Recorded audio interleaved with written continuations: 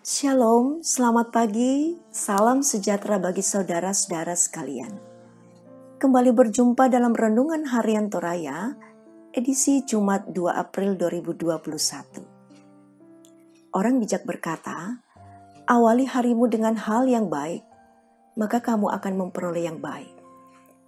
Namun iman kita mengajarkan, awali harimu dengan kebenaran, maka engkau akan kuat menjalani harimu. Mari saudara kita isi kehidupan kita ini dengan kebenaran firman Tuhan. Pagi ini kita akan membaca Yohanes 18 ayat 12 sampai ayat 27. Untuk layanan firman Tuhan, mari kita berdoa. Tuhan, kami menyambut kehidupan dan hari karunia-Mu ini dengan syukur. Kami akan isi dengan kebenaran firman-Mu. Berkenanlah Roh Kudus berdiam dalam hati kami dan menerangi pikiran kami, sehingga firman-Mu memperoleh tempat yang terbaik dalam hati kami. Bersabdalah ya Tuhan, kami siap mendengar. Amin. Yohanes 18 ayat 12 sampai dengan ayatnya yang ke-27. Yesus di hadapan Hanas, Petrus menyangkal Yesus. Maka pasukan prajurit serta perwiranya dan penjaga-penjaga yang disuruh orang Yahudi itu menangkap Yesus dan membelenggu dia. Lalu mereka membawanya mula-mula kepada Hanas, karena Hanas adalah mertua Kayafas yang pada tahun itu menjadi imam besar. Dan Kayafaslah yang telah menasihatkan orang-orang Yahudi adalah lebih berguna jika satu orang mati untuk seluruh bangsa. Simon Petrus dan seorang murid lain mengikuti Yesus. Murid itu mengenal imam besar dan ia masuk bersama-sama dengan Yesus ke halaman istana imam besar. Tetapi Petrus tinggal di luar dekat pintu. Maka murid lain tadi yang mengenal imam besar kembali keluar bercakap-cakap dengan perempuan penjaga pintu, lalu membawa Petrus masuk. Maka kata hamba perempuan penjaga pintu kepada Petrus, bukankah engkau juga murid orang itu? Jawab Petrus, bukan. Sementara itu hamba-hamba dan penjaga-penjaga bait Allah telah memasang api arang sebab hawa dingin waktu itu. Dan mereka berdiri berdiam di situ. Juga Petrus berdiri berdiam bersama-sama dengan mereka. Maka mulailah imam besar menanya Yesus tentang murid-muridnya dan tentang ajarannya. Jawab Yesus kepadanya, aku berbicara tentang terang kepada dunia. Aku selalu mengajar di rumah-rumah ibadat dan di bait Allah, tempat semua orang Yahudi berkumpul. Aku tidak pernah berbicara sembunyi-sembunyi. Mengapakah engkau menanya aku? Tanyailah mereka yang telah mendengar apa yang kukatakan kepada mereka. Sungguh mereka tahu apa yang telah kukatakan. Ketika ia mengatakan hal itu, seorang penjaga yang berdiri di situ menampar mukanya sambil berkata, "Begitukah jawabmu kepada imam besar?" Jawab Yesus kepadanya, "Jikalau kataku itu salah, tunjukkanlah salahnya. Tetapi jikalau kataku itu benar, mengapa engkau menampar aku?" Maka Hanas mengirim dia terbelenggu kepada Kayafas, imam besar itu. Simon Petrus masih berdiri berdiam. Kata orang-orang di situ kepadanya, bukankah engkau juga seorang muridnya? Ia menyangkalnya, katanya, bukan. Kata seorang hamba imam besar, seorang keluarga dari orang yang telinganya dipotong Petrus, bukankah engkau kulihat di taman itu bersama-sama dengan dia? Maka Petrus menyangkalnya pula, dan ketika itu berkokoklah ayam. Amin.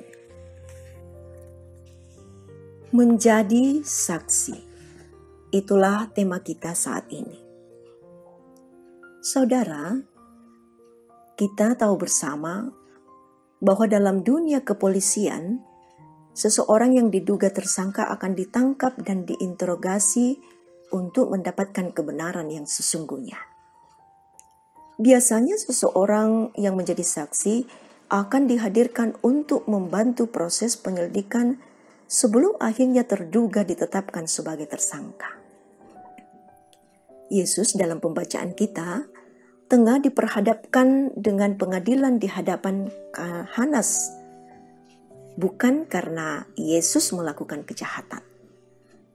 Sebab firman-Nya, Dia yang tidak mengenal dosa telah dibuatnya menjadi dosa karena kita, supaya di dalam Dia kita dibenarkan oleh Allah.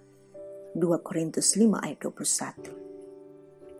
Pertanyaan Hanas kepada Yesus mengenai murid-muridnya dan ajarannya dijawab oleh Yesus. Yesus menjawab sesuai dengan apa yang ia telah lakukan, bahwa ajarannya secara terbuka disampaikan di hadapan publik. Bahwa Yesus pun menyuruh Hanas untuk bertanya kepada mereka yang mendengar tentang apa yang Yesus sampaikan. Tetapi hal itu tidak diindahkan oleh Hanas. Penjaga menampar Yesus. Ini sebuah peristiwa yang menunjukkan kekejaman pengadilan pada saat itu. Akhirnya Yesus dikirim kepada Kayafas, seorang imam besar.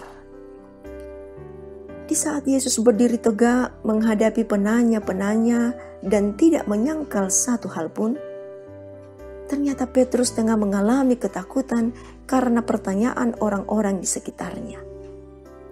Akhirnya Petrus menyangkal Yesus, berbohong demi keselamatan dirinya. Padahal Petrus pernah mengatakan bahwa aku akan mati bagimu. Saudara-saudara yang dikasihi oleh Tuhan, mengikuti Yesus berarti siap bersaksi. Siap bersaksi tentang siapa Yesus dan karya-karyanya. Kita tidak bisa menutup mata bahwa perjalanan mengikut Dia penuh dengan tantangan. Dan karena itulah kita belajar seperti Kristus setia sampai akhir. Demikian juga dengan kita. Mari kita tetap setia sampai akhir hidup kita. Tuhan pasti menolong kita. Amin. Mari saudara, kita satukan hati, menaikkan doa kita di hadapan Tuhan. Mari kita berdoa. Bapa, Engkau sungguh baik. Kasih-Mu senantiasa mengalir dalam kehidupan kami setiap saat. Karena itu layak jika kami senantiasa mengucap syukur kepadamu. Hari karunia-Mu akan kami jalani Tuhan. Namun kami sadar bahwa tanpa Engkau kami tidak dapat berjalan dengan kuat. Kami butuh kekuatan daripada-Mu Tuhan. Bahwa sebelum hamba-hamba-Mu melangkahkan kaki keluar dari kediaman, menuju ke tempat tugas, bahkan kemana saja yang akan dilalui hari ini, sungguh kami taruhkan ke dalam tangan kasih-Mu. Bahwa Engkau akan tetap menolong kami, sehingga kami dilayakkan untuk bersaksi tentang kasih setia-Mu kepada sesama kami. Jagalah hati kami dengan ketulusan, dan buatlah mata kami melihat kebaikan Tuhan dan sesama kami.